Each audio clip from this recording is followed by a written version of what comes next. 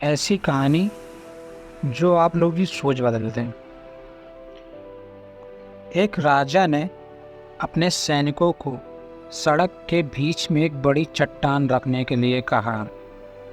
चट्टान को बीच सड़क में रखवाकर राजा ने अपने सैनिकों से छुपकर उस चट्टान पर नज़र रखने के लिए कहा कि देखना उस चट्टान को रास्ते से कौन हटाता है।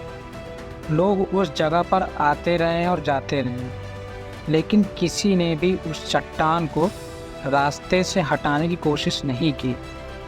उस चट्टान के पास से लोगों को गुजरने वालों में राजा के कुछ करीबी लोग और शहर के बड़े व्यापारी भी शामिल थे, और उनमें से कुछ लोग तो राजा को ही कोसने लगते हैं कि क्या राजा इस चट्टान को भी रास्ते से नहीं हटवा सकता।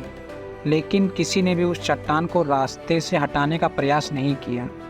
ऐसा काफ़ी दिनों तक चलता रहा।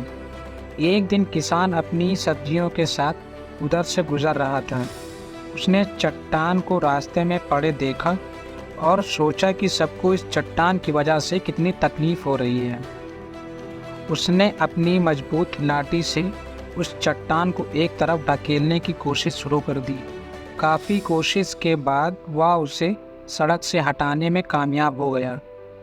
चट्टान रास्ते से हटाने के बाद किसान अपनी सब्जियों को उठाकर जाने ही वाला था कि अचानक उसकी नज़र एक पोटली पर पड़ गई, जो ठीक उसी जगह पर पड़ी थी जहां से उसने वह चट्टान हटाए थे।